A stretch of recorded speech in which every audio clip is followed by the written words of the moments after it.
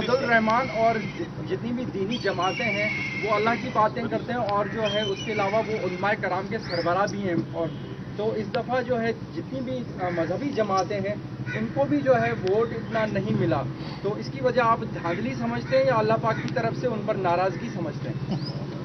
میں تو اتنے دور نہیں جاؤں گا، پہلے یہ پتا کریں ووٹ ملا کس کو ہے، پھر وہاں سے آگے بات چلاتے ہیں۔ جی شاہ صاحب آپ کہہ رہے ہیں کہ جو جس کے پاس فارم 47 ہے وہ جیتا ہوا ہے، اصل جھگڑا تو یہی ہے کہ فارم 45 اور فارم 47 میں ڈفرنس۔ دیکھیے وہ میں یہی کہہ رہا ہوں نا کہ مجھ سے آپ نے پوچھا کہ رزلٹ کیا ہے، میں تو یہی کہوں گا کہ جو 47 ہے وہ جیت گیا ہے، 45 ہار گیا ہے، اور یہ الیکشن کمیشن کا کمال ہے کہ 47 پہلے بن گیا تھا، 45 بعد میں آئے۔ سر الیکشن میں حصہ نہ لے کے آپ نے الیکشن میں حصہ نہیں لیا، کیا سمجھتے ہیں آپ کا بہتر فیصلہ تھا؟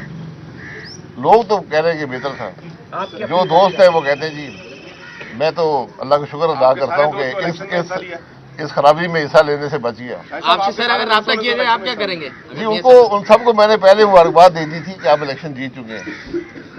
سر آپ سے اگر رابطہ کیا جائے گا تو آپ کیا کریں گے؟ کس بات پہ رابطہ کیا میئر صاحب رابطہ کریں آپ سے؟ میں نہیں ہوں، میں کچھ ہوں۔ ابھی تک آپ سے رابطہ کیا کسی نے؟ نہیں، ضرورت نہیں ہے، میں نہیں ہوں نہ آزاد ابھی رابطہ صرف آزاد والوں سے ہو رہا ہے۔ بھائی صاحب آپ موجودہ صورتحال میں مسلسل یہ کہہ رہے تھے کہ ابھی الیکشن نہ کروائے جائیں تو بہتر ہے، اب کل تک تو یہ صورتحال یہ بن رہی ہے کہ کوئی بھی آگے نہیں بڑھ رہا حکومت بنانے کے لیے، وفاقی حکومت بنانے سے گریز کر رہے ہیں، تو آپ کو کس نے بتایا تھا کہ اس طرح کے رزلٹ آئیں گے کہ ہم پارلیمنٹ ہوگی اور کوئی بھی حکومت نہیں بنانا چاہے گا؟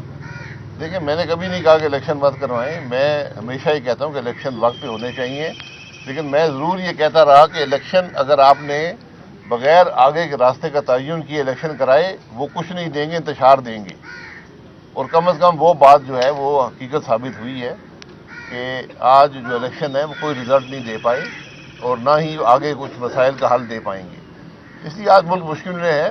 آج پولیٹیکل لیڈرشپ جو ہے ذرا اپنی اس اقتدار کی سیاست سے باہر نکلے اور ملک کے مسائل کا حل تلاش کریں، وہیں سے معاملہ آگے بڑھے گا۔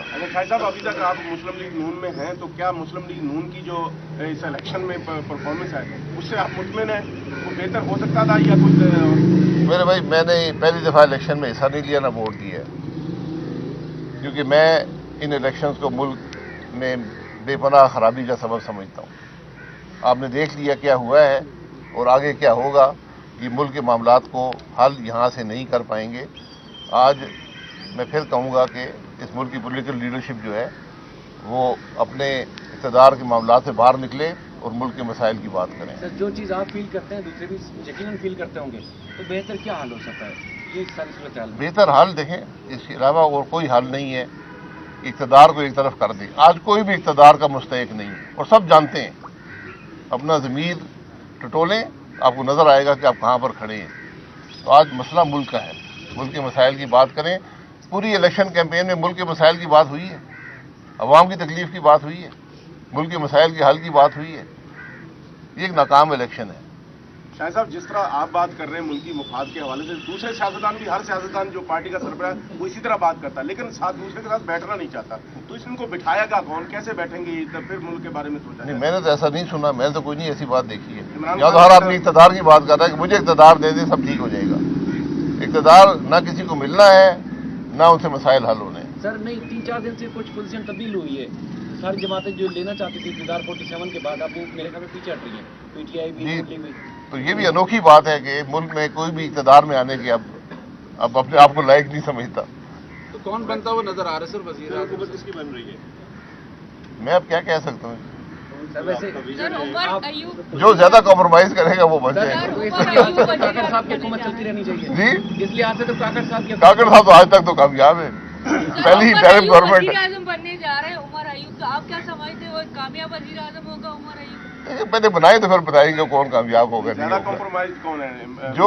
جو بھی ان حالات میں حکومت میں آیا، اگر ساری پولیٹیکل جماعتیں سپورٹ نہیں کریں گی ملک کے معاملات حل نہیں ہو سکتے، یہ بات ذہن نشین کر لیں۔ سر یہ آپ کے کولیگ رہے عمر ایوب بھی اور میاں شہباز شریف تو آپ کی پارٹی کے صدر بھی ہیں، دونوں میں سے آپ کو لگتا ہے کون سا کمپرومائز زیادہ ہے؟ میرے پاس تو ووٹ ہی نہیں